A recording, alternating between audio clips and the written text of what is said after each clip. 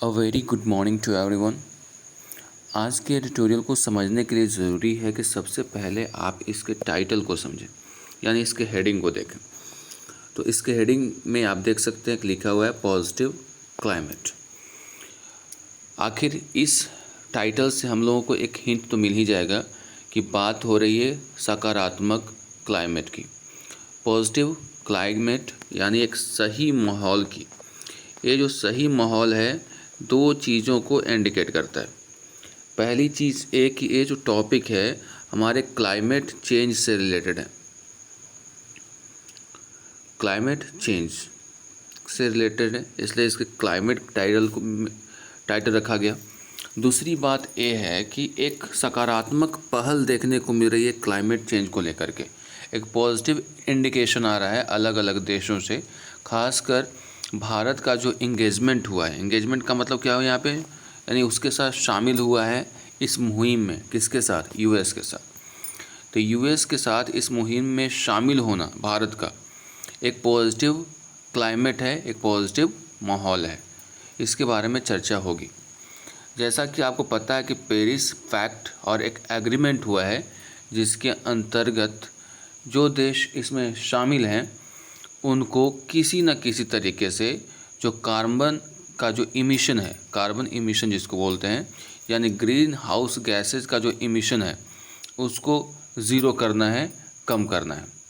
उसके लिए particular year का एक टारगेट भी रखा गया है और एक इंटरनेशनल टॉपिक भी है। और इस पर अक्सर आप न्यूज़ में या न्यूज़पेपर में पढ़ते या देखते होंगे कि इसको लेकर के जो खासकर यूएस जो है काफ़ी गंभीर है। और भारत की जो स्थिति है रिन्यूएबल एनर्जी में, जिसको बोलते हैं अक्षय ऊर्जा, उसके निर्माण में बहुत कम थी, लेकिन अभी जो है टारगेट की ओर ये तेज़ी से आगे बढ़ रहा है। चलिए बिना कुछ ज़्यादा सोचे बढ़ते हैं आगे।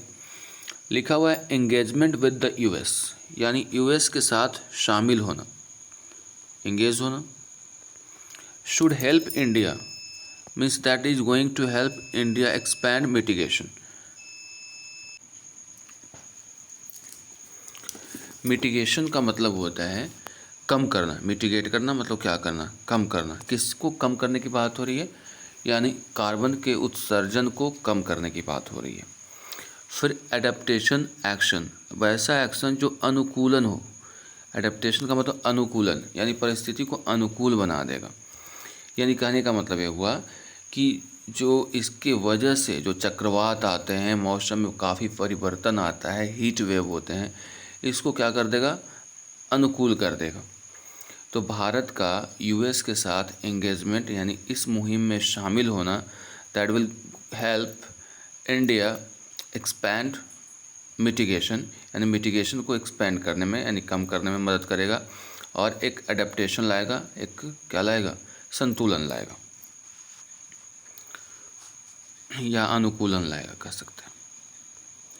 आगे देखिए, इंडियाज़ फ्रंट लाइन पोजीशन, भारत का जो सामने से जो पोजीशन है as third highest emitter of greenhouse gases, तीसरा सबसे ज़्यादा उत्सर्जन करने वाला, ग्रीन हाउस गैसेज का तीसरा सबसे ज़्यादा उत्सर्जन करने वाले के रूप में इसका पोजीशन है शार्पेंड फोकस ऑन, इसने फोकस किया है, ध्यान दिया है इट्स फ्यूचर पॉलिसी, यानी भविष्य में जो इसके क्या नीति होंगे, course to mitigate carbon emission under Paris agreement. भारत जो सामने से इसका थर्ड हाईएस्ट पोजीशन है ग्रीन हाउस गैसेस के इमिशन में, उसने अपने फ्यूचर प्लानिंग को रखा है पेरिस एग्रीमेंट के तहत कि वो कैसे क्या करेगा।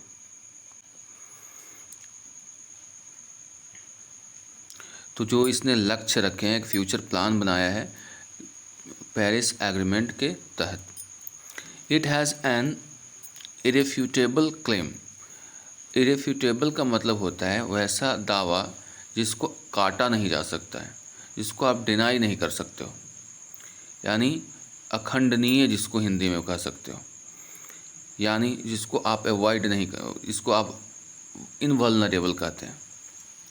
इसने एक ऐसा दावा किया है जो कि अकाट्य है to a big part of the remaining global carbon budget, along with other smaller nations with low historical emission। यानी इसने क्या किया है, एक ऐसा दावा किया है जिसको काटा नहीं जा सकता है। To a big part of the remaining global carbon budget along with other smaller nation, यानी दूसरे जो छोटे देश हैं उनके साथ मिल करके एक छोटा सा ग्लोबल कार्बन बजट तैयार किया है। बट रूम मतलब यहाँ पे स्कोप है for manuring has shrunk in a world facing record temperatures and calamitous weather events। लेकिन यहाँ पे जो एक वर्ड यूज़ हुआ है देख सकते हैं आप, मैन्योरिंग। मैन्योरिंग का मतलब होता है कि जब आप किसी चीज़ को गलत तरीके से मतलब प्रेजेंट करते हो तो इसकी जगह अब, यानी एक होता है ना कि झूठा आंकड़ा पेश कर देता है ना। तो अब जो स्थिति है उसके अंतर्गत आप ऐसा नहीं कर सकते, यानी मैन्योरिंग नहीं कर सकते हो। यानी कहने का मतलब यह है कि गलत तरीके से कोई डेटा वगैरह को प्रेजेंट नहीं कर सकते हो। तो वही बात यहाँ पे कही गई है कि अब कोई स्कोप नहीं है कि आप किसी चीज़ को मैनिपुलेट करके ऐसा कर पाएंगे, क्योंकि इट हैज़ श्रंक मतलब अब सिकुड़ चुका है उस वर्ल्ड में जहाँ पे रिकॉर्ड टेम्परेचर और क्लाइमेटस वेदर इवेंट्स को फेस कर रहा है। देयर इज़ क्लाइमेटस तो जानते होंगे, खतरनाक जो सेंस में आ रहा है। There is escalating pressure for India to commit itself to a date when it can achieve net zero. अब भारत के ऊपर प्रेशर एक्सक्लेट हो रहा है, नहीं बढ़ रहा है, किस चीज़ को लेकर के, फॉर इंडिया भारत के लिए, टू कमिट इटसेल्फ अपने आप को प्रतिबद्ध कर लें उस डेट के लिए जब ये अचीव करेगा नेट ज़ीरो। यानी ऐसा करो कि जब आपको ज़ीरो इमिशन हो कार्बन का। Removing as much as GHG आया है ग्रीन हाउस गैसेज के लिए, एज इट्स इमिट्स, यानी कह रहा है कि उतना ही ग्रीन हाउस गैस को आप रिमूव कर दो जितना आप इमिट करते हो। On the lines of the goal set by the US, किसके अनुसार, जो US के द्वारा जो एक गोल निर्धारित किया गया है, लक्ष्य निर्धारित किया गया है उसके अनुसार कि आपको ज़ीरो इमिशन का जो टारगेट है उसको अचीव करना है। And the European Union and mid century, ये जो टारगेट फिक्स किया गया है US और जो यूरोपियन यूनियन है मिड सेंचुरी तक इसको ये करना है। एंड 2060 बाई चाइना, और चाइना के अनुसार इसको कब तक करना है, 2060 तक। Declaring a net zero plan under Paris pact is a disquieting prospect. अब कह रहा है कि ये डिक्लेयर कर देना, घोषणा करना कि नेट ज़ीरो प्लान को लेकर के पेरिस समझौता के अंतर्गत इस बात की घोषणा करना, किस बात की, कि नेट ज़ीरो प्लान की घोषणा करना एक कुछ डिस्क्वाइटिंग प्रोस्पेक्ट है, एक ऐसी आशा जो कि चिंता या डिस्टर्ब करने वाली है, बेचैन करने वाली है। क्यों? क्योंकि it would impose expensive choices, क्योंकि इसकी वजह से जो ये जो चॉइसेस है वो एक्सपेंसिव थोड़ा है, महंगा पड़ेगा। पर्टिकुलरली इन एनर्जी प्रोडक्शन, खास करके एनर्जी को उत्पन्न करने में। यानी कहना ये चाह रहा है कि ज़ीरो इमिशन की तो प्लान ठीक है, बट एनर्जी तो चाहिए ही ना, और एनर्जी को उत्पन्न करना क्या है, थोड़ा महंगा पड़ सकता है। That conundrum has been address. Conundrum का मतलब क्या बताया गया था? कोनंड्रम का मतलब होता है जो एक पजल, प्रॉब्लम कह सकते हो, वो क्या किया गया है, एड्रेस किया गया है। एटलीस्ट पार्शियली, कम से कम आंशिक रूप से। ये जो कोनंड्रम है, यानी जो प्रॉब्लम है, पजल है, परेशानी है, इसको एड्रेस, उस पर ध्यान दिया गया है आंशिक रूप से, पूरी रूप से नहीं। पार्शियली का मतलब क्या होता है, आंशिक रूप से। किसके द्वारा? By vesting US special presidential envoy, मतलब दूत होता है फॉर क्लाइमेट, जॉन केरी का नाम सुना होगा। जो कि स्पेशल यूएस प्रेसिडेंशियल एनवॉय हैं, जो कि अलग अलग देशों में घूम करके पर्यावरण से संबंधित जो बातें हैं, उससे संबंधित जो चैलेंजेज है उसको एड्रेस करने का प्रयास कर रहे हैं। तो कहा कि जो ये पजल है, कॉन्ट्रम है, उसको एड्रेस कर लिया गया है, खास करके तब जब यूएस के प्रेसिडेंट के जो एनवॉय हैं उनकी जो विजिट हुई थी क्लाइमेट चेंज को लेकर के, उसके बाद विद द प्रॉमिस, उनके द्वारा प्रॉमिस किया गया of financing and technology to make renewable energy the core of future development. यानी उनके द्वारा एक प्रॉमिस किया गया कि फाइनेंशियली और टेक्नोलॉजी से आपकी मदद की जाएगी ताकि आप ज़्यादा से ज़्यादा अक्षय ऊर्जा का निर्माण कर पाएँ, जो कि एक कोर है, इम्पॉर्टेंट है ऑफ फ्यूचर डेवलपमेंट, यानी फ्यूचर के डेवलपमेंट के लिए बहुत ही ज़रूरी है। किनके द्वारा ये बात कही गई? तो जॉन केरी हैं, जो कि स्पेशल प्रेसिडेंशियल एनवॉय हैं, उनके द्वारा ये बातें कही गई हैं कि आपकी मदद की जाएगी, पैसों से तो होगी, टेक्नोलॉजी के साथ भी मदद की जाएगी ताकि आप रिन्यूएबल एनर्जी का निर्माण कर पाएँ, यानी अक्षय ऊर्जा का निर्माण कर पाएँ, जो कि फ्यूचर के डेवलपमेंट के लिए बहुत ही ज़्यादा ज़रूरी है। Specific areas of cooperation to bring down emissions. अगर एक खास एरियाज़ में अगर एक दूसरे का अगर कोऑपरेट करेंगे, यानी कोऑपरेशन होगा, तो it will bring down emissions, emissions को कम करेगा, यानी उत्सर्जन को कम करेगा। In the expansion of transport में जो विस्तार हुआ है, बिल्डिंग्स एंड इंडस्ट्री, इसमें जो विस्तार हुआ है, and facilitating funding for 450 gigawatt of renewable energy by 2030 can advance the India US climate and clean energy agenda 2030 partnership.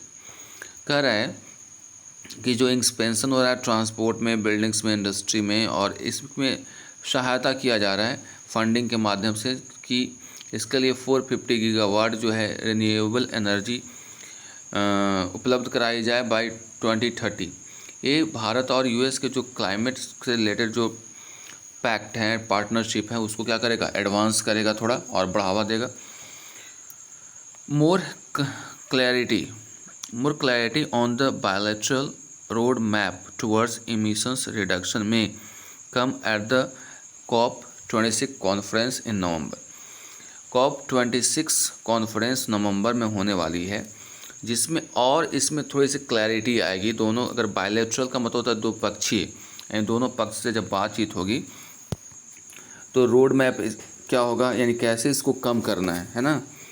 Emissions के रिडक्शन को लेकर के जो एक रोड मैप तैयार होगा, उसमें क्लैरिटी और कब आएगी? जब दोनों, यानी बायलैटरली अगर बातचीत होगी, COP26 कॉन्फ्रेंस जो नवंबर में होने वाला है, उसमें और स्पष्टता आएगी कि भारत क्या सोचता है और उसके या फिर दोनों देशों के मन में क्या चल रहा है, यानी क्या क्या उसके लिए प्लान्स है, रोड मैप है। India meanwhile needs to get all states to mitigate emissions and help them adapt to climate-linked extreme weather and atmospheric pollution caused by fossil fuels। इस दरमियान भारत को क्या करना चाहिए? भारत को करना चाहिए कि जितने भी स्टेट्स हैं उनको कहे कि आप कार्बन के इमिशन को थोड़ा कम कीजिए और हेल्प कीजिए कि आप अनुकूलन, जो क्लाइमेट के साथ एक्सट्रीम वेदर जो है उसके साथ अनुकूल होइए, एंड जो एटमॉस्फेरिक पॉल्यूशन हो रहा है फॉसिल फ्यूल्स के में, जीवाश्म ईंधन, फॉसिल फ्यूल किसको बोलते हैं? जीवाश्म ईंधन के द्वारा जो एटमॉस्फेरिक पॉल्यूशन हो रहा है उसको थोड़ा सा कंट्रोल करने का प्रयास करें। ये राज्यों को सलाह देनी चाहिए केंद्र सरकार के द्वारा। At the end of 2020, a year marked by COVID-19 and many destructive storms, the Union Environment Ministry declared that the country had achieved 21% of its 33% to 35% target to cut emissions intentionally of GDP by 2030। ये देखते हुए कि 2020 में कई बार ऐसे कोविड-19 तो चल ही रहा था, उसके साथ ही कई डिस्ट्रक्टिव स्टॉर्म्स भी आए, तूफान भी देखने को मिला, जैसे अम्फान तूफान, ठीक है। द यूनियन इन्वायरमेंट मिनिस्ट्री ने डिक्लेयर किया है, घोषणा की है कि जो देश है उसने 21% अचीव कर लिया है। टारगेट उसका था 33 से 35 इमिशन को कम करने का, यानी कार्बन के उत्सर्जन को कम करने का। उसमें 25% इसकी अचीवमेंट है, यानी इसने अचीव कर लिया है। ये जो टारगेट था बाई 30 था, यानी 2030 था। And similarly was generating 37.9 of the 40% of the power from renewable energy. इसका ये भी टारगेट था कि 40% जो एनर्जी उत्पन्न की जाएगी वो अक्षय ऊर्जा के माध्यम से, जैसे सोलर हो गया, अक्षय ऊर्जा का है, ठीक है।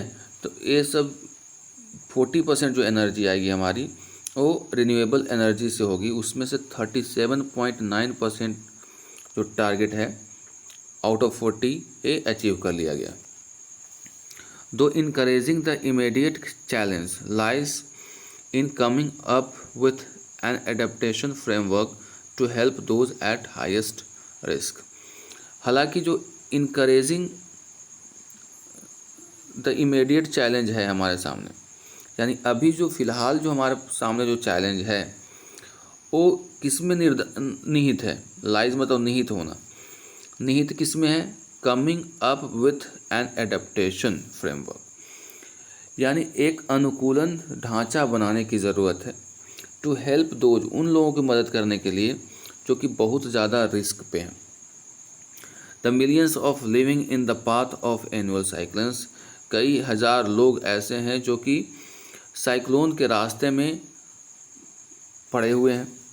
Including residents of populace coastal cities, खास करके वो ऐसे देश जो कि बहुत ज़्यादा पॉपुलस हैं। पॉपुलस का मतलब जनसंख्या बहुत ज़्यादा है वहाँ की, जो कि कोस्टल सिटीज़ में रहते हैं, यानी समुद्र के किनारे रहते हैं। Raising the ability of city administration to handle tens of millions of litres of water regularly dumped in just a few days requires planning. कहा जा रहा है कि उन जगहों पे, उन सिटीज़ में के जो एडमिनिस्ट्रेशन है उनको इन स्थिति को हैंडल करने के लिए क्या करना पड़ेगा? उनकी क्षमता को बढ़ाना पड़ेगा। जहाँ पे millions of litres of water regularly dumped होता है,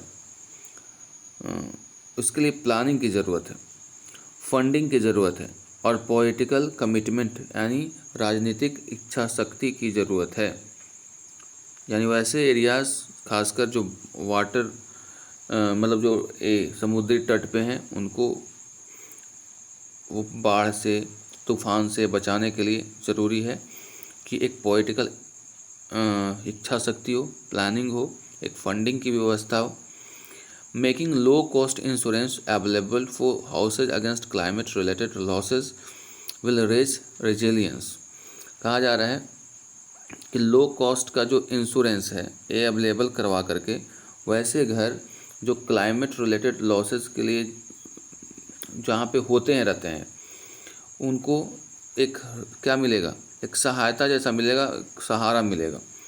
and lead to audits encouraging government to reduce risk, and that will lead to audits encouraging government to reduce risk. और ऑडिट करने में ये सरकार को मदद मिलेगी, क्योंकि जब आंकड़े होंगे, इंश्योरेंस पॉलिसी होगी तो कितना लोग रिस्क पे हैं ये पता चलेगा। साथ ही अगर किसी की मौत होती है तो उसको ऑडिट करने में भी भारत सरकार को मदद मिलेगी। The Paris agreement can easily fund much needed urban retrofitting and boost employment. कहा जाए कि जो पेरिस का एग्रीमेंट है वो आसानी से फंड कर सकता है, पैसा मुहैया करा सकता है, ठीक है। अर्बन मतलब होता है शहरी, रेट्रोफिटिंग एंड बूस्ट एम्प्लॉयमेंट, यानी शहर में जो क्या कह सकते हो, जो परिस्थिति है उसको सुधारा जा सकता है और जिसके वजह से एम्प्लॉयमेंट भी जनरेट हो सकता है। यानी इसको रेट्रोफिट करेंगे, यानी अर्बन में जो एनर्जी यानी रिन्यूएबल एनर्जी को बढ़ावा देने के लिए कई ऐसे प्रोजेक्ट लगाए जा सकते हैं जिसके लिए फ़ंड मुहैया कराया जाएगा। और अगर प्रोजेक्ट होंगे तो उसके लिए एम्प्लॉयमेंट भी बढ़ेगा, क्योंकि लोगों की ज़रूरत पड़ेगी काम करने में। There is also a health imperative, या हेल्थ का भी पहलू है इसमें सकारात्मकता है। Heat stress has a severe impact. Heat stress जो होता है उसका बहुत ही ज़्यादा गहरा प्रभाव पड़ता है, causing higher mortality among the vulnerable elderly. और ख़ास करके जो मोर्टेलिटी रेट है, यानी जो मृत्यु दर है, किसके बीच में? वल्नरेबल का मतलब कमज़ोर, जो एल्डरली हैं उनके बीच में। यानी हीट स्ट्रेस का बहुत ही ज़्यादा इम्पैक्ट रहता है। और ये किसकी वजह से होता है? जो ग्लोबल वार्मिंग यानी ग्रीन हाउस गैसेज का जो इमिशन होता है उसकी वजह से होता है। दीज आर ग्रोइंग प्रॉब्लम्स, ये सारे जो प्रॉब्लम्स हैं वो बढ़ते हुए प्रॉब्लम्स हैं, but they also represent an opportunity to steer post कोविड-19 policies towards benign green development. और ठीक है, थोड़ा सा चैलेंजिंग है, ये प्रॉब्लम्स है, but they also represent an opportunity, हमारे लिए मौका है कि कोविड-19 के बाद जो हमारी पॉलिसीज़ है उसको स्टीर अप करें, फिर से उसको जागरूक करें टुवर्ड्स बिनाइन यानी अच्छे कामों के लिए, दैट इज़ ग्रीन डेवलपमेंट, जो कि है ग्रीन डेवलपमेंट। हरित क्रांति लाइए for a low emission future, कम उत्सर्जन वाले फ्यूचर के लिए policies must put nature at the centre, जिसमें जो भी नीति का निर्माण करते हैं उसमें नेचर जो है, प्रकृति जो है वो एट द सेंटर पे होना चाहिए, यानी मेन पॉइंट में होना चाहिए। यानी फ्यूचर की जो भी आप पॉलिसी बनाते हैं उस पे आपको नेचर का खास ध्यान रखना पड़ेगा, तभी ये सक्सेस हो सकता है। यानी आज के एडिटोरियल में आपको समझाने का प्रयास किया गया कि अगर आप चाहते हैं कि आपका देश पूरा विश्व ग्रीन हाउस गैस से मुक्त हो जाए तो उसके लिए एक पर्टिकुलर पॉलिसी बना करके रिन्यूएबल एनर्जी पे जोर देते हुए इस समस्या को टैकल किया जा सकता है, जिसमें भारत ही नहीं कई देश आगे आ करके इसकी ओर कदम बढ़ा रहे हैं। जैसे आप देख रहे हैं आजकल इलेक्ट्रिक बाइक्स आ रहे हैं, इलेक्ट्रिक कारें हैं, साथ ही साथ आप ज़्यादातर अगर देखेंगे तो सब्सिडी दिया जा रहा है कि आप घर पे सोलर वगैरह लगाएं। खासकर यूपी में ये मुहिम ज़ोर पकड़े हुए है। भारत में भी इसकी यानी केंद्र सरकार की तरफ से भी इसकी व्यवस्था की जा रही है कि कम दर पे सब्सिडी दे करके जो किसान हैं उनको सोलर उपलब्ध कराया जाए। जो शहरी क्षेत्र में है वो अपने छतों पे सोलर लगा करके डायरेक्ट एनर्जी सरकार को बेचे, यानी बिजली कंपनी को बेचे। ये सभी चीज़ें हो रही हैं हमारे देश में और भी करने की ज़रूरत है। That's all for today, see you in the next video.